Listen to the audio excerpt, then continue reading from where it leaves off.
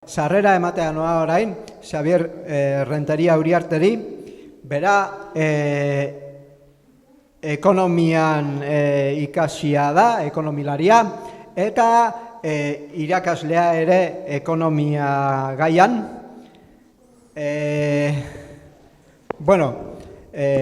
Esan dugun bezala, hizkuntzalaritzak beste bide batetik ukitu dio, eta hemen daukagu gure artean. Bere kurrikulunean ekonomia hainbat eta hainbat lan egin ditu, noski, baino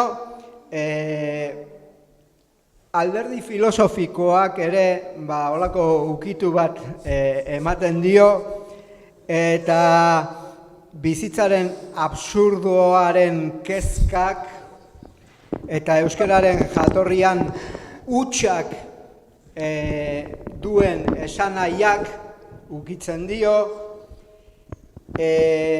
zoriontasunak, maitasunak, ikuspegi guzti horrek ukituta hizkuntzaren eremuetara iritsi zaigu gure Xabier, eta hemen daukagu. Krugboiten inguruko kontuek bere ahotik. Bueno, inoiz gertatu jate onelako batzarretan nik norbaitiz sarrera edo harrera egitea, eta gozoa da beste norbait egitea zure sarrera, eta harritu nauzu. Nondik atera duzu informazio hain barria? Idazten ari nazen azkenea justu da absurdu existentzialari buruz, baina nondik atera duzu hori? Harritu nauzu. En fin, beste harridura bat da, deitu nindutenean, hemengo bakizue, Browning edo Marroi banatzaile dan gure Patxi, eta esan eustan hitz egiteko hemen hori euskera eta iberiarri buruzko biltzarra, nik zer dakit iberiarrari buruz, euskerari buruz, zer dakit, esan gura dut.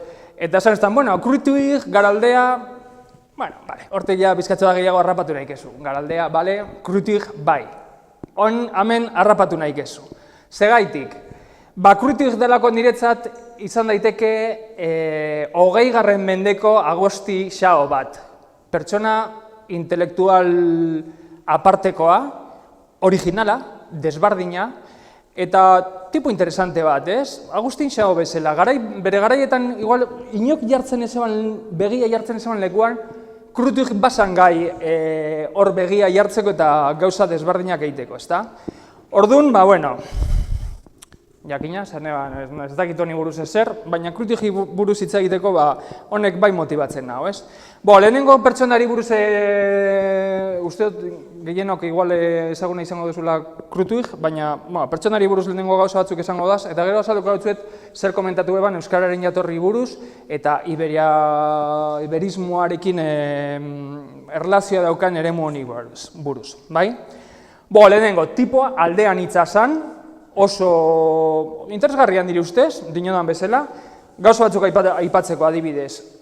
Inok ekialdeko erlijioi buruz hitz egiten ez eman garaian, berak emon eban hor bere ekarpentsoa, eta ikusi ebasan ez, hor, berak hitz egin eban ekialdeko erlijioen kontzeptuei eta euskeraz idatzi eban horri buruz, ez da inork ez eban eginten garaian.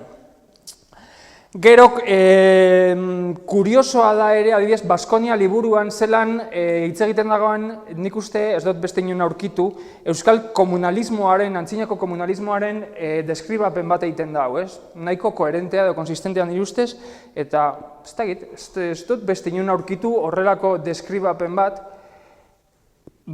euskal antzinako komunalismo, berak izatez deskribatzen dago anarkismoa aipatu gabe, deskribatzen dago gizarte anarkista bat, ez, komunalista. Beste kuriositate bat, ez? Etzeukan inolako bildurrik politikoki zuzenak diran gauzen kontra hitz egiteko. Adibidez, egin eban etnokraziaren aldeko manifestu bat. Etnokrazia. jendean askorentzat izango zen hemen zer zatoz hitz egitera, ez? Berak hor eukasan potroak, ez? Mai gainean hitz egiteko etnokraziari buruz edo berak nahi zuenari buruz, bai? Baina gehienok ezagutzen badozue, ezagutuko duzue gehiago beste politikoki ez zutzena zen gauza bati buruz. Berak bere, badakigu etaren, sorreraren eta garapenaren garaian hitz egin eban eta argudiatu eban defentsa armatua eta esan gura dut. Inolako estaldurarik gabe, esan eban beharrezkoa zala eta gainera, bueno, eta gaz horre kolaborazioetan egon zen, ezta? Bueno, eta horregaitik da ezaguna batez ere Kruitwig, ezta? Inoiz inorki ezaguna dauka da Baskonia liburu hau, antzazan etakideen edo abertzale radikalenen gau mailan eukitzeko liburua, eta honengaitik da ezaguna, ez? Baina niretzat interesgarriagoa da Baskonia honetan edo beste liburuetan bota ebasan ideia edo ekimen heterodoxoen gaitik, bai? Bueno, baita ere ezaguna da batuaren hasieran ibili zalako bera, horre bai batuaren alde hitz egiten eta bai batuaren alde proposatu ebalako lapurtera klasikoaren eredua. Gero batua inebenek bota eben beste bide batetik, baina benak proposatu eben lapurtera klasikoa, ezta? Bueno, kuriosoa. Eta zientzia mailan, orain lasaitasunez irakurrita bere gauzak, ikusi izan dudana da, nahiko aztertzaileen metodikoa zela bere garaian. Esango dut, hartzen eban gai bat, lehenengo muina jorratzen eban, eta gero beste ikuspuntu desberdinetatik. Uste dute idazteko modu hau etzala hain ohikoa bere garaian. Vale.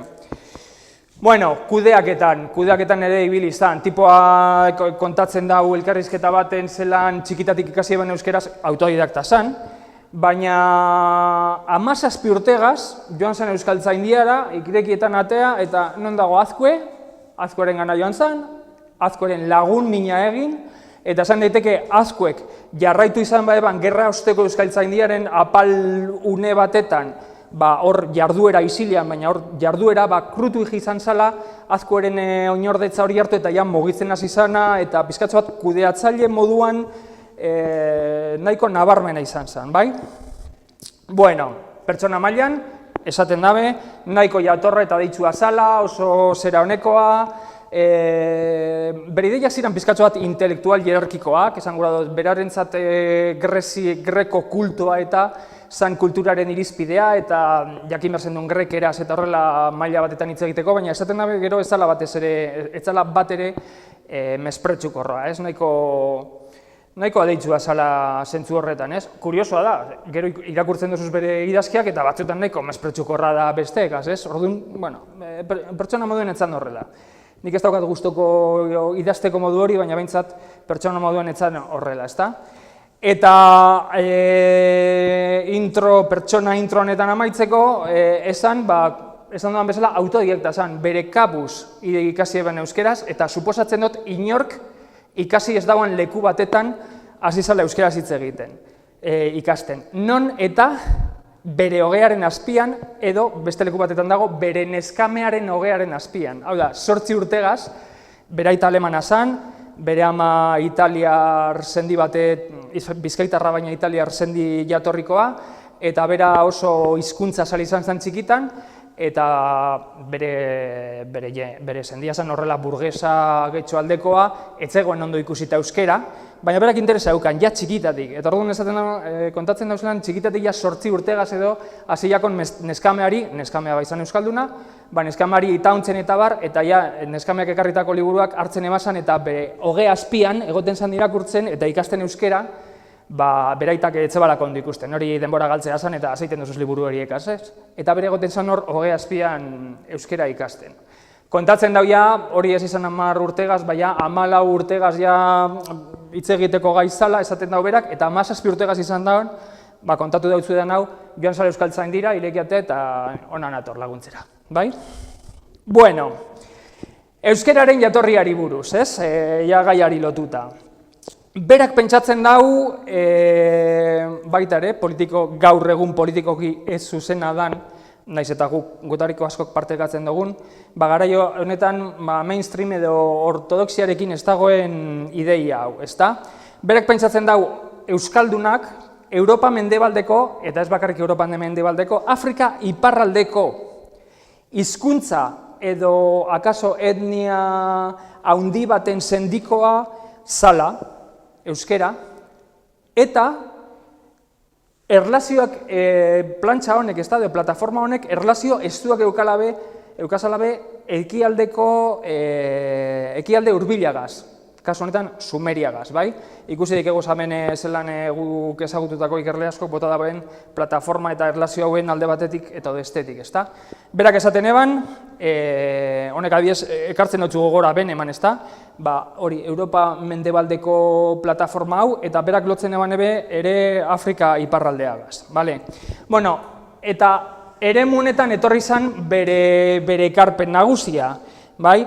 Berak esaten eban, plataforma hau existitzen zanez, zer zan interesgarriena edo garrantzitsuena linguista baten begiradatik? Bueno, euskera, bere ustez plataforma handi honen azken hizkuntza bizia dalako, eta guantzea, Kanarietako guantzea. Zergaitik, Kanarietako guantzea hitz egiten egon zalako 15. menderarte eta testuak daukazalako itzulita. Beraz, berarentzat hurbilpena plataforma edo makrosendi honetara zan oberena euskera eta guantzera. Hori egiten dau berak garaldea deitzen dauan kontzeptuagaz. Horrela esaten eban, garaldea sari naizenean sustrai bereko hizkuntz aurre Indo-Europarretan mintzo ziren Atlantikoko kostako herriez harinaz. Beraz, garaldea izango litzateke, Europa baskonika, baina Afrika iparraldea ere, ezta? Beste leku batetan esaten dau. Es un fondo preindoeuropeo común ala toda la jalbintzela Europa, berak hor etnikoki eta aipatzen duen, edo aztertzen duen Europa mendebaldea, que nosotros llamamos garaldea, esaten dau. Palabra que formamos a partir de gara, altura de elevación, montaña, y alde, región. Ordun, zeiten dauan berak honi buruz idatzi eban liburu nagusian, honek dauka izena, garaldea. Erlazio hauek aztertu, irudikatzeko edo berrera ikitzeko zelako izango zen antzinako Europa, Afrika, eta ekialde hurbilarekin erlazioak eukazan sendi nagusi hau, ez? Beste idazki batetan adibidez esaten dau, Euskal Herriko munduko kultura zaharrenen ikerketarako gakoa dela. Beraz? Gaur egun ez da oso ohikoa eta ez da ortodoxoa, baina beste ikerlari informal askok dakigun bezala lantzen daben bidea da. Esan eban, zelan hasi nintzen ni guantzeagaz eta hor begiratzen, gako bat ikusi eban batetan, ez da? Ikusi eban Lantzarote, honek euskera hemen usaina dauk, eta esaten dau, Lantzarote izan daitekeala Launtz Uarte, la isla de las cabras, ez da? Eta horrela hasi izan, horrelako terminuak eta begiratzen, hasi izan hor ikusten nondik egoan bidea. Eskozian ere, Kaledoniarre zentzuan aurkitu ebazan parekotasun batzuk, Grekoan, Grekoa kuriosoa da, bera oso greko zale esan dudan bezala hierarkikoa zen, baina Grekoan ere ikusten ebazan aurre Indo-Europarren aztarnak, beraz hori da landu ebana plataforma honetan, ezta? Baina esan dudan bezala, guantxe eta euskara dira berak gehien landu ebasanak, berarentzat zilalako barrienak eta horre gai zientifiko, materia zientifiko gisa, lehen gai zientifiko gisa interesgarriena. Eta horra adibidez, garaldearen liburuaren hasieran ja emoten dau bere metodoaren aurre ikuspen bat, ez? Hitz egiten dau Ilionen mitoari buruz, laberintoaren mitoari buruz, eta zelan Ilion dauela hirien izenagaz lotuta, eta aipatzen dau autore baten liburua laberintuei buruz, eta zen dau, hau super galduta dago, azten da bateagaz besteagaz hitz egiten, eta guztiz galduta dago, zergaitik etzekielako euskeraz. Tipo horrek hartu izan baleu euskerako gakoa, Ilion iria, hortik ikusiko eban, ezta? Eta esaten dago une batetan. Ilion, así como Ilun e Iruña, significa capital. Eta, hemen ikusten da, sumeriarako egin ebasan bideak. Irusalim, forma sumeria primitiva, que es la auténtica, bere ustez, también significa lo mismo. Bai? Eta berak esaten dago, los pueblos preindoeuropeos tenían este tipo de terminología, esquema, zukuradosuna, berak lotzen dago ere mitologiagaz, eta esaten dago, estos pueblos, aunque luego fueron invadidos, barridos, inundados, guradosun guztia, conservaron en su tradición estas antiguas cuestiones, bai? Eta gauza hauek dira beraz, guri ahalbidetzen dozkuenak, honi buruz aipatu dudan berreraikuntza edo zundatze hori egiteko. Bai. Bueno, emoten dago geroago beste adibidea bat, esaten dago edez. Hau ikusi daiteke Izkaldean, ez? Izkaldea da, bere ustez, Garaldearen erdikaldea, eta, bueno, euskeraz dakigunok errez harrapatu dikegunez, hemen dago iz, edo ura, itxasoa, eta alde, región. Izkaldea esaten dago berak, nombre formado de iz, igual a mar, y alde, región. Baina ikusten dago ere, gero, hoy en día la región formada por la desembocadura del río Eskaldia. Izkaldia, Eskaldia. Eta esaten dago, in neerlandés, también sería Zeeland. Eta esan dago gura dago Bardina, país marítimo. Beraz, berak hartzen dago horrela parekotasunak, eta joaten da berrerekitzen aldauan einean, antzinako hori. Ordun, liburuaren bigarren erdian, eiten dau bere funtsa edo bere korpusa hor iztegi bat proposatuz, ezta? Bueno, hori materialean daukazue, ez naz gehiegi luzatuko, eta horre egiten dago, ikusten dauz parekotasun batzuk, ez? Adibidez, guantxeraz, ave pariente, en sumerio aba padre, en vasco ave antepasado. Berarentzat, bere ustez oso parekotasun argia eta nabarmena. Agua, vecino, en vasco, auzua, el vecino. Ubig eraz, izango litzateke agula vecino. Ajasios izango litzateke aguak vecino. Horrelako parekotasunak begiratzen dauz, ez? Beste bat igual euskaldurentzat nabarmena, aika, guantxeraz, atención. Aika, euskeraz, aika. Ez? Escucha, levántate. Hor berustez ere badago. Asten de las peñas, aitzen de las peñas, hor adibidez ikusten dago ere. Gauza interesgarri bat esaten dagoen adibidez, guantxeraz dala si condicionante, euskeraz ere, ezta?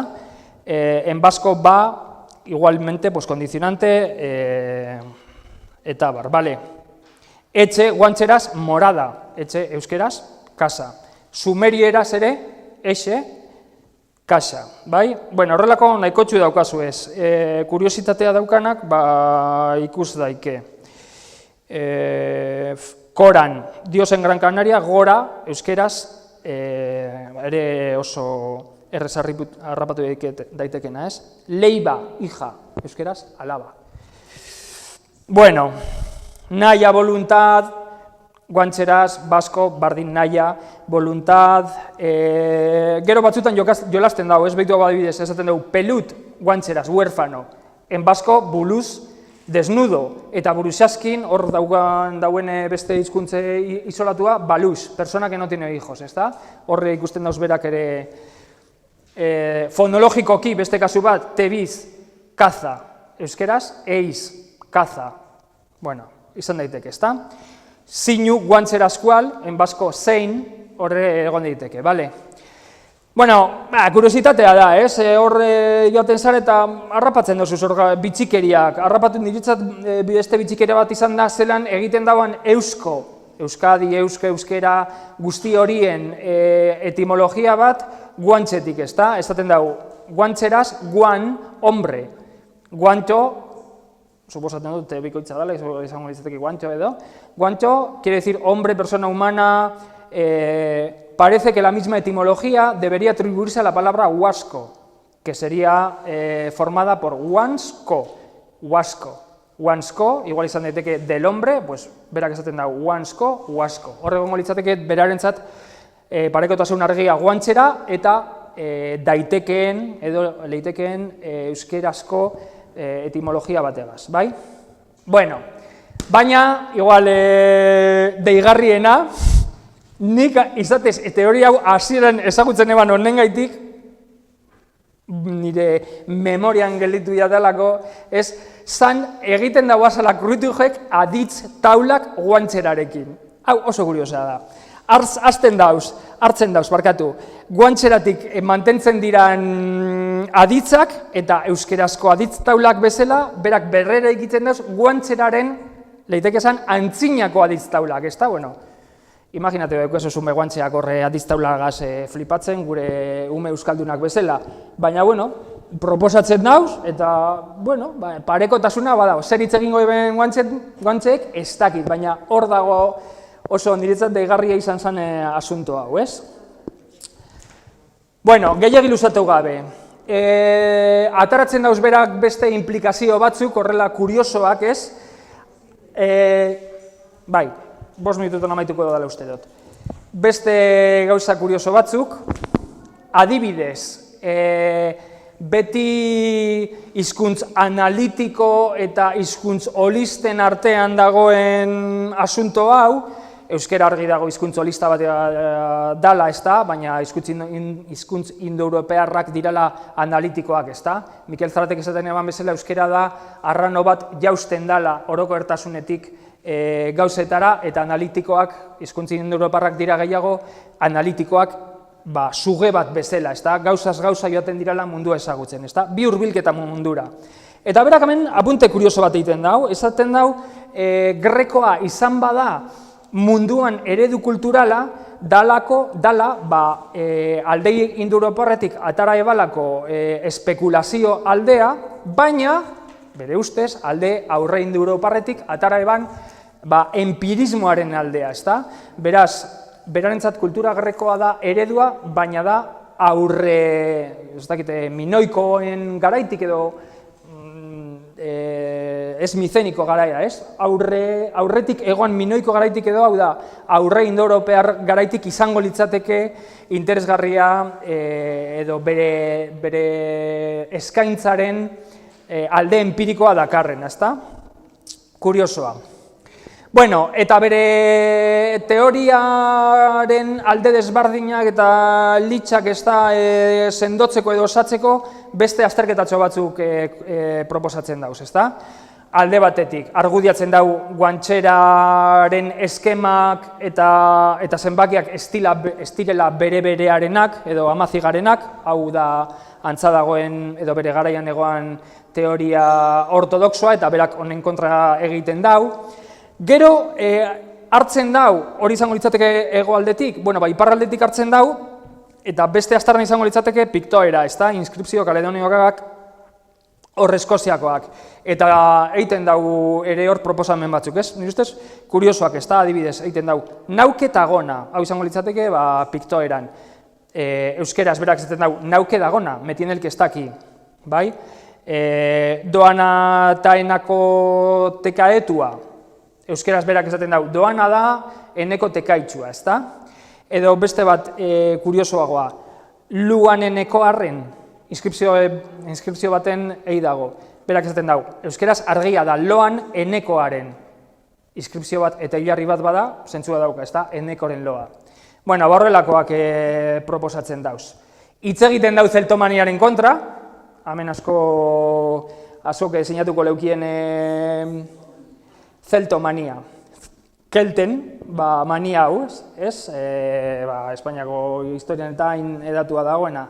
Esaten dau, es una pseudociencia inventada en el siglo XX para justificar las teorías políticas de los pueblos conquistadores. Los celtómanos de la Gran Bretaña no hacen otra cosa que cambiar por aquí o por ahí algunas letras, añadir cuando les da la gana, de suerte que cualquier cuestión de pronto es celta, ez? Horrela. Bueno, eta amaitzeko, hartzen dauz, liburuen jartzen dauz ahosta eta poaranetako hitzak, eta sumerierako beste asunto batzuk ja osatzeko bere garaldearen eta bere aurre indoeuropearren asunto hau, ezta? Bueno, horren egingo neukenik laburpentxo bat kurritu igen aurre indoeuroparrekin